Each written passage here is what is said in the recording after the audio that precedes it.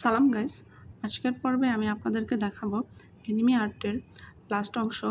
আজকে আমি 3rd number এনিমিটির চুলের উপর বর্ডার দিয়েছি। শুধু চুলের উপর না, আমি এখানে পুরো ড্রয়িংটা জুড়ে আমরা বর্ডার দেব। তো আপনারা দেখতে থাকুন। প্রথমে আমরা চুল দিয়ে বর্ডার দেওয়া শুরু করেছি, তবে আমরা সব জায়গা জুড়ে এখানে বর্ডার দিব না। কিছু কিছু জায়গা আমরা ফাঁকা রাখবো, যেরকম এই অংশে সাদা অংশগুলো আমি ফাঁকা রাখছি। এখানে বর্ডার না দিলেও চলবে, আর অথবা এখানে বর্ডার দিলে ভালো লাগবে না। আর আর বাকি সব জায়গা দিয়ে আমি এখানে কালো কালারের কাজ করছি।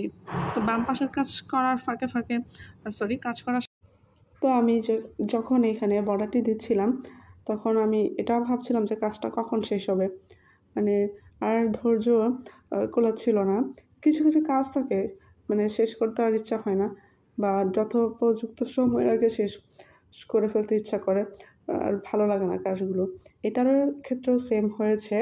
এই কাজটিও আমার আর বেশি দূর করার ইচ্ছা ছিল না। যদি আর একটু সময় নিয়ে করতাম তাহলে হয়তো আরও একটু ভালো রেসপন্স আসতো এই কাজটা থেকে। সবসময় একটা জিনিস খেয়াল রাখবেন, আপনাদের যেই কাজটা সব থেকে সুন্দরভাবে ধৈর্য সহকারে করবেন, সেই কাজটা সব থেকে সুন্দর হবে। আর যেই কাজটা মানে তাড়াহুড়ো করে করবেন বা করতে চাইবেন বা করতে চাইবেন না, বা তাড়াতাড়ি শেষ করে ফেলতে চাইবেন, দেখবেন সেই কাজটা কিন্তু খুব একটা ভালো হয় না। তাড়াহুড়োর কাজ খুব একটা ভালো হয় না। সময় নিয়ে যে কোনো কাজ করলে সেই কাজটা অনেক সুন্দরভাবে ফুটে ওঠে বা গুছিয়ে করা যায়, যেটা আমি বিশ্বাস করি আর কি। অবশ্য অনেকে তাড়াতাড়ি কাজ করেও সাকসেসফুল হয়, সেটা আবার আমার দ্বারা হয় না।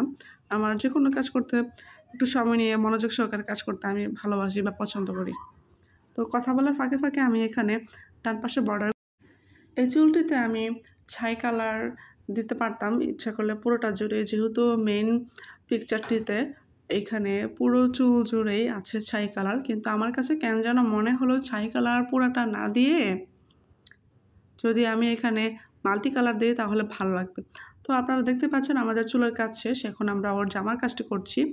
তো জামার কাজে যেখানে যেখানে সাদা কালার ছিল সেখানে আমরা একটু হালকা কালো কালার মিক্সচার করে কালারটা ঠিক করে দিচ্ছি। আমরা এখন কলার উপরে কাজগুলো করছি, তারপর আমরা কাঁধের বা শোল্ডার উপর কাজ করছি।